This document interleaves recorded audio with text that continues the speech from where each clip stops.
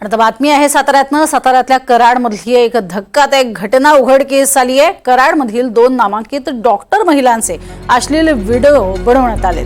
एआयच्या माध्यमातून हे व्हिडिओ बनवले गेले। कराड शहर पोलीस ठाण्यात या संदर्भात गुन्हा दाखल झालाय।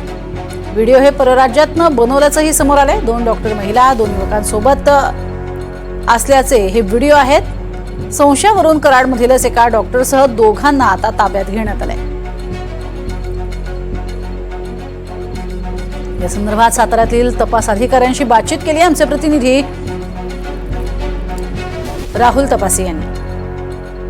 कराड शहरामध्ये जो काही धक्कादायक घटना घडलेली आहे त्याच्यामध्ये 2 नामांकित डॉक्टरांचे असली व्हिडिओ एआयच्या माध्यमातून तयार करून ते सोशल मीडियावरती टाकलेले आहेत। त्याच्या अनुषंगाने जी काही कारवाई केलेली आहे त्या संदर्भात बोलण्यासाठी आपल्यासोबत आहेत जिल्हा पोलीस प्रमुख दोशी साहेब। दोशी साहेब, काय सांगाल या घटनेचा नेमका तपशील काय आहे? याच्यामध्ये एक डॉक्टर महिला आहे, त्यांनी आमच्याकडे कंप्लेंट केली होती काही दिवसांपूर्वी, ज्यात एआयचे मॉफ करून काही व्हिडिओ असले त्यांचे बनवून इतर काही त्यांच्या सहकाऱ्यांसोबत त्यांचा संबंध नाही अशा लोकांशी बनवून काही एका विशिष्ट तिथल्या व्हॉट्सअप ग्रुपवर पाठवण्यात आले होते व्हिडिओ। अशा तऱ्हेने जो गुन्हा दाखल झाला होता त्या गुन्ह्याच्या तपासात कराड शहरला तसा गुन्हा दाखल होता आणि त्या तपासात जेव्हा आपण इलेक्ट्रॉनिक एव्हिडन्स काढून सगळी माहिती घेतली तेव्हा पंजाबचा एक शर्मा नावाचा आरोपी विकास शर्मा हा निष्पन्न झाला।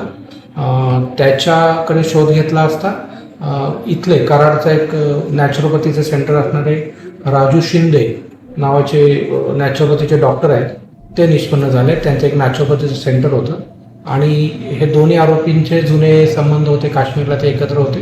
त्यामुळे इकडच्या आरोपी म्हणजे राजू शिंदेनी सगळी माहिती तिकडे पुरवली आणि तिकडच्या माणसाने सगळं क्रिएट करून ते इलेक्ट्रॉनिक रित्या तयार करून सगळं टाकलं। अशा तपासात निष्पन्न झाल्यामुळे दोघांनाही या तपासात आरोपी करण्यात आलेला आहे। साहेब, एआयच्या माध्यमातून ज्या काही चांगल्या गोष्टी आहेत तसं वाईट पण आहेत, लोकांना काय तुम्ही आवाहन करता?